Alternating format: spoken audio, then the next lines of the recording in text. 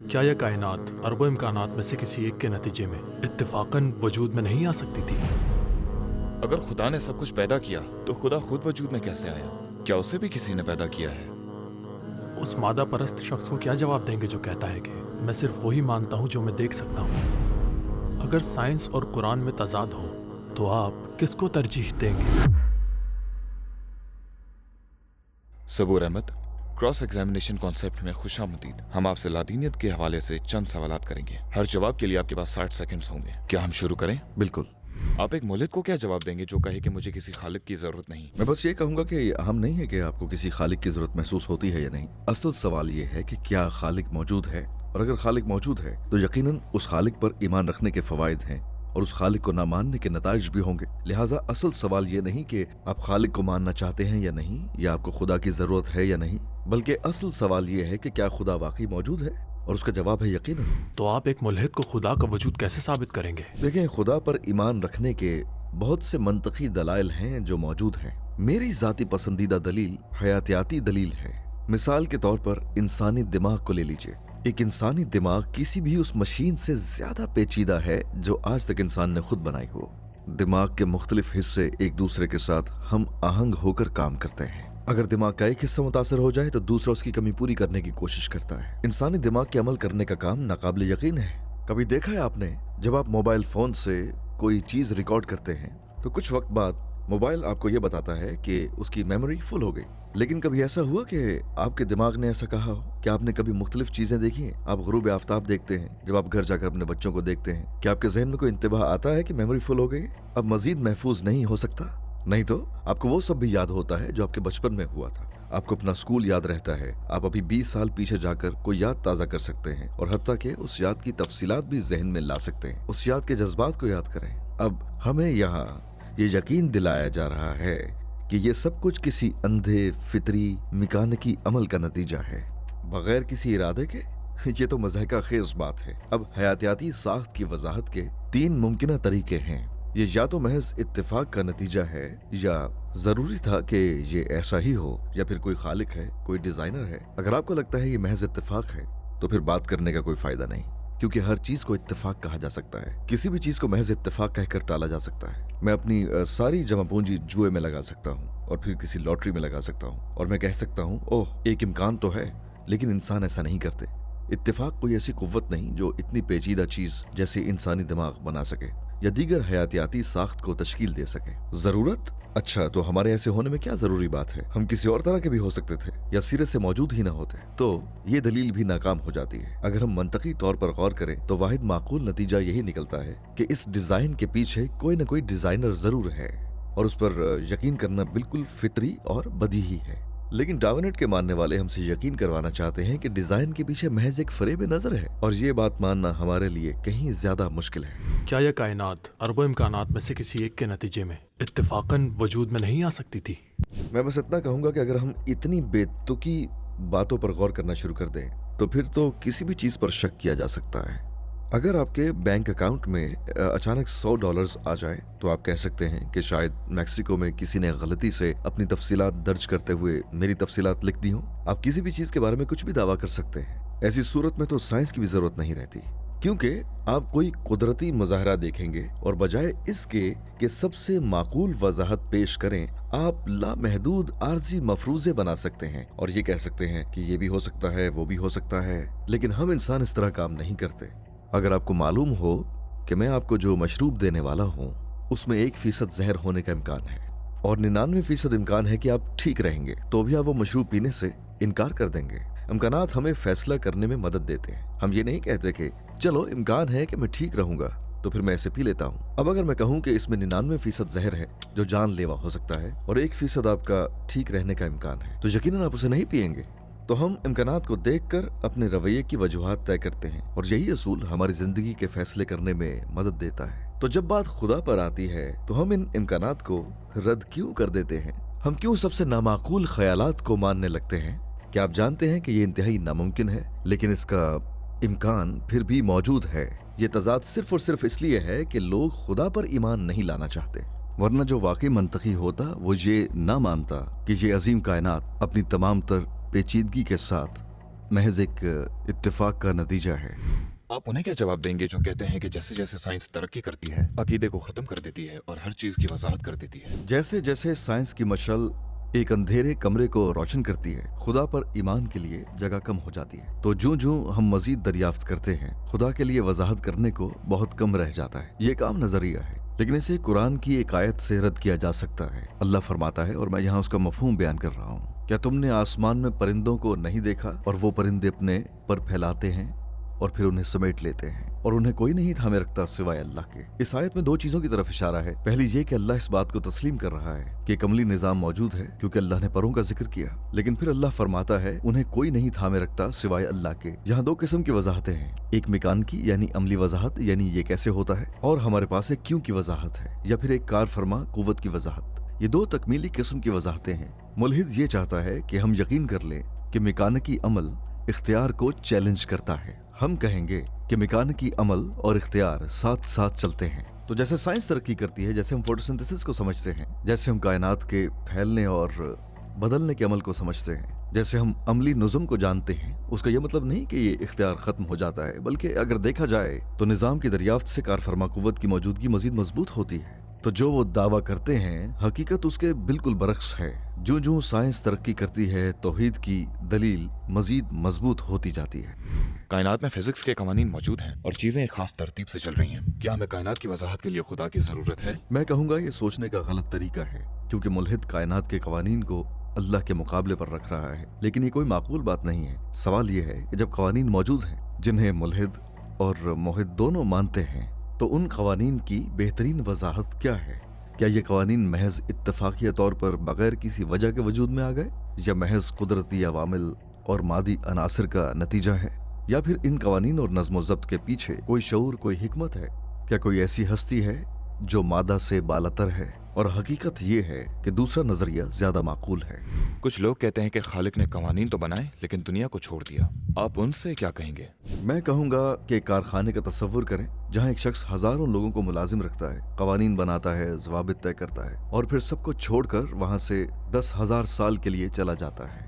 क्या वो जगह एक महीना भी चल पाएगी? कुजा के 10,000 साल। अगर आपने कुछ तख्लीक किया हो तो सबसे फितरी अमल क्या होगा? क्या आप उसे यूं ही छोड़ देंगे जैसे कि वो मौजूद ही ना हो, या फिर आप उसमें फाल तौर पर हिस्सा लेंगे, फाल तौर पर उसकी हिमायत करेंगे और उसे चलाने में अपना किरदार अदा करेंगे? ये तसव्वुर कि अल्लाह ने दुनिया बनाई और फिर उसने इसे छोड़ दिया, ये उस खुदा के तसव्वुर से मेल नहीं खाता जो हिकमत वाला, सब कुछ जानने वाला, बड़ी कुदरत वाला, मेहरबान और रहम करने वाला है। ये तो गाफिल खुदा होगा और ये वो खुदा नहीं है जिसे थिज्म पेश करता है। उस मादा परस्त शख्स को क्या जवाब देंगे जो कहता है कि मैं सिर्फ वही मानता हूँ जो मैं देख सकता हूँ?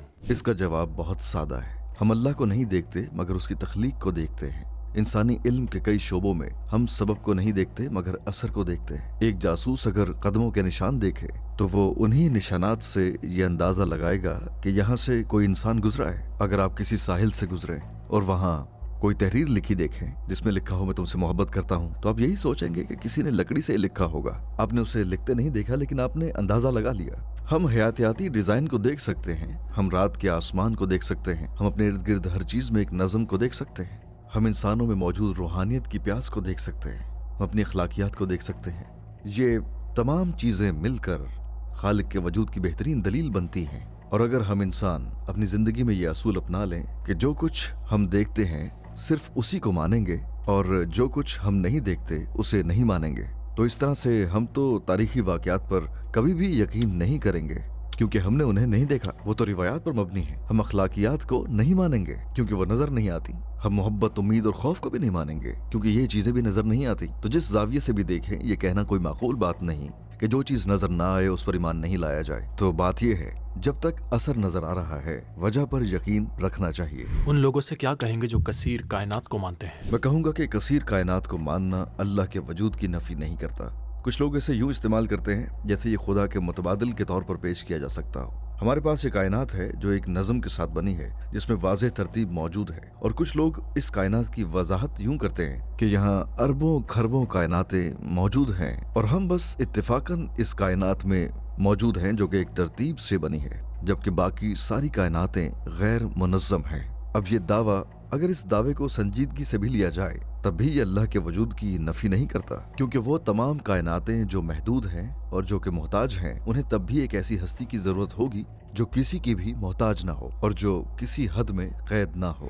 کچھ لوگ کہتے ہیں ہمارے پاس ارتقا ہے، ہمیں خدا کی ضرورت نہیں، آپ ان سے کیا کہیں گے؟ میں کہوں گا کہ خود ڈارون یہ سن کر حیران رہ جاتا اگر کوئی اس کے سامنے یہ دعویٰ کرتا، کیونکہ وہ یہ نہیں سمجھتا تھا کہ خدا پر ایمان رکھنے اور اس کے نظریے پر یقین رکھنے میں کوئی تضاد موجود ہے۔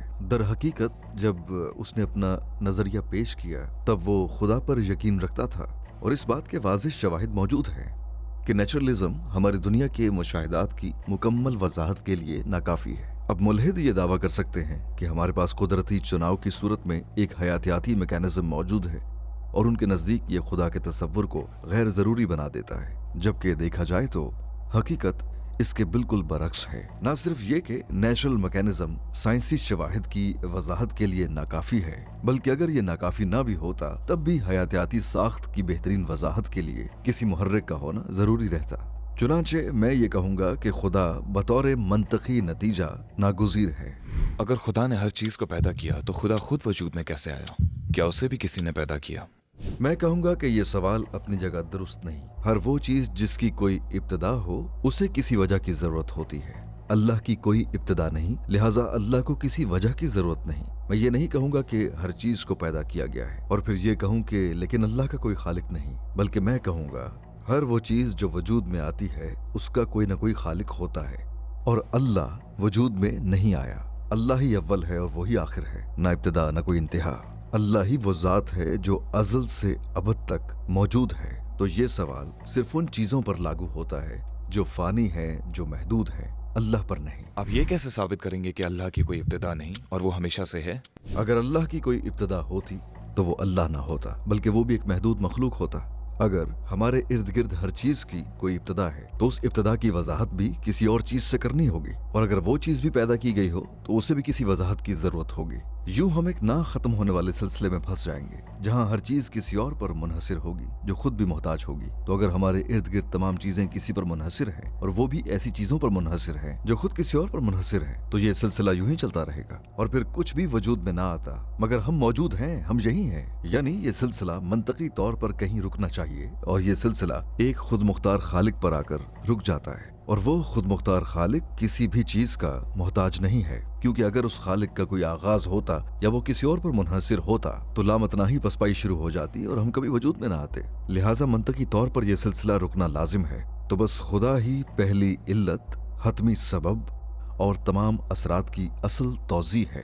کیا ایک سے زیادہ خدا ہو سکتے ہیں؟ کیا وحدانیت کو ثابت کر سکتے ہیں؟ اگر ہم محض فرض کریں کہ 2 خدا یا 3 خدا موجود ہیں تو سب سے پہلا مسئلہ یہ ہوگا کہ ان میں سے کوئی بھی قادر مطلق نہیں ہو سکتا، کیونکہ اگر ایک کہے کہ بارش ہو اور دوسرا کہے نہیں میں بارش نہیں چاہتا، تیسرا کہے نہیں میں برف باری چاہتا ہوں، تو وہ ایک دوسرے کو محدود کر دیں گے، اور اگر وہ ایک دوسرے کو محدود کر دیں گے تو ان میں سے تو پھر کوئی بھی خدا نہیں ہو سکتا۔ امام طحاوی اپنی کتاب میں اسی قسم کی ایک مثال پیش کرتے ہیں۔ انہوں نے بیان کیا کہ 2 متضاد ارادے جو دونوں قادر مطلق ہوں ایک ساتھ موجود نہیں رہ سکتے، لہٰذا ہمارے وجود کے لیے اور اس کائنات کے وجود کے لیے بہت ضروری ہے کہ صرف ایک ہی خالق ہو۔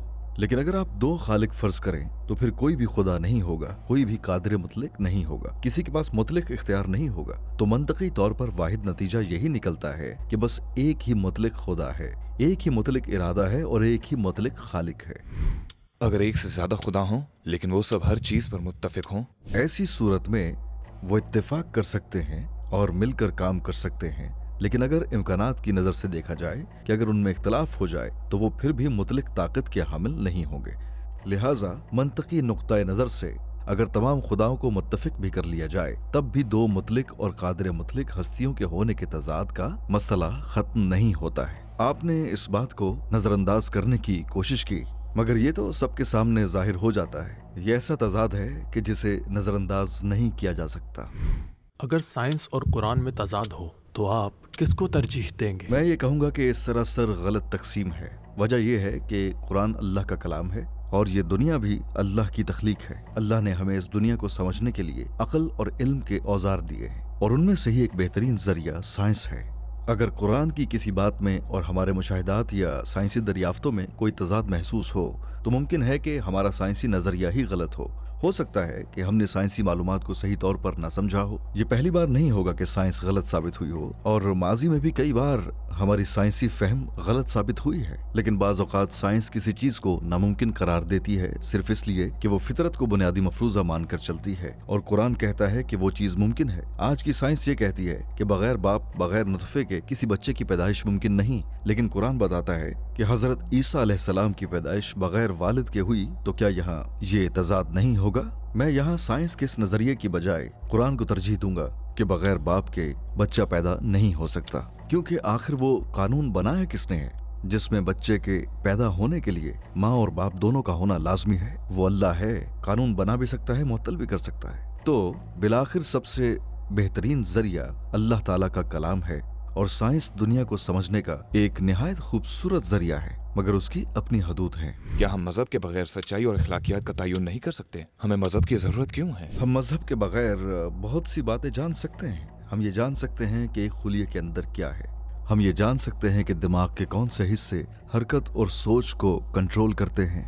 ये सब कुछ हम अल्लाह को माने बगैर भी समझ सकते हैं। लेकिन गहरे सवालात जैसे जिंदगी का मकसद क्या है, जिंदगी गुजारने का तरीका, हम बुराई के मसले को कैसे हल करें, दुख तकलीफ से कैसे निपटें, इंसान हमेशा एक दूसरे में इन सवालात के जवाब तलाश करने की कोशिश करते रहे हैं, मगर आज तक हमें कोई हतमी जवाब नहीं मिला। और ये गहरे और पेचीदा सवालात सिर्फ वही हल कर सकता है जिसने हमें पैदा किया है। जिस तरह किसी चीज को बनाने वाला ही बेहतर बता सकता है कि इसे कैसे इस्तेमाल करना है, इसी तरह जिंदगी के मकसद और खुशगवार तरीके से जीने की बेहतरीन वजाहत हमें हमारा पैदा करने वाला ही बता सकता है। तो ये बस कहने में अच्छा लगता है कि हमें मजहब की जरूरत नहीं, हम सब कुछ खुद समझ सकते हैं, लेकिन तारीख इसके बरक्स बताती है। तारीख हमें बताती है कि जब इंसानों ने अपने खुद साख्ता नजरियात बनाने की कोशिश की तो उसका नतीजा तबाहकुन साबित हुआ। हकीकत ये है कि हमें अल्लाह की जरूरत है ताकि वो इन सवालों के जवाब दे, क्योंकि ये सवालात इंसान खुद हल नहीं कर सकता। अल्लाह ने मुझे बगैर पूछे क्यों पैदा किया?